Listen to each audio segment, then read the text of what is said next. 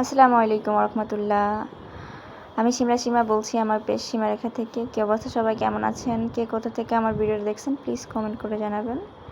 প্রতিটা মেয়ের ইমোশন, ভালোবাসার একটা জায়গা, সেটা হলো শাড়ি। বিশেষ করে বাঙালি মেয়েদের মানে শাড়ি না হইলেই চলে না। যারা বিশেষ করে শাড়ি লাভার, যারা শাড়ি বেশি পছন্দ করে বা ভালোবাসে, তাদের কাছে মনে করেন যে শাড়ির কোয়ান্টিটি খুব থাকে, ভীষণ। দেখা যায় আলমারি ভর্তি শাড়ি থাকার পরেও মনে হবে যে শাড়ি নাই। তো আমিও ওই পথেই চলতেছি, ওই পথেরই পথিক কিছুটা। তো এটাই আপনাদের শেয়ার করতেছি, আমার খাজানা। কেমন হলো জানাবেন।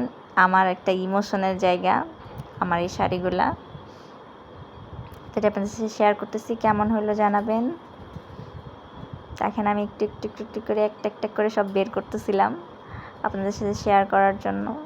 মানে আমার ভীষণ পছন্দ। আমি পরি না পরি, আমার কাছে মনে হয় যে আমার কাছে সব রকমের কালেকশন থাকবে, তো এখানে রাখা। সবসময় পরা হয় না।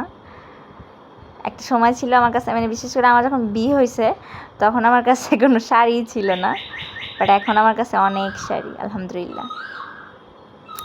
তো কেমন হলো জানাবেন। টাটা।